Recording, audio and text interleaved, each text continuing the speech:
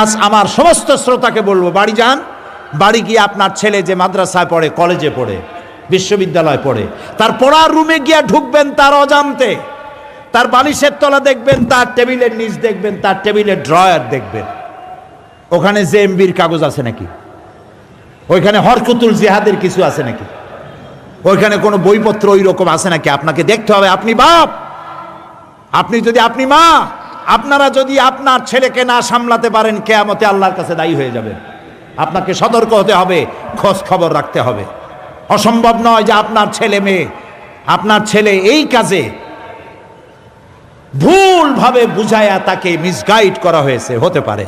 আমরা ওই যুবকগুলির জন্য দোয়া করব যারা আত্মহত্যার জন্যে জাহান্নামের পথ বেছে নিয়েছে আল্লাহর আইন প্রতিষ্ঠার নাম করে, না বুঝা।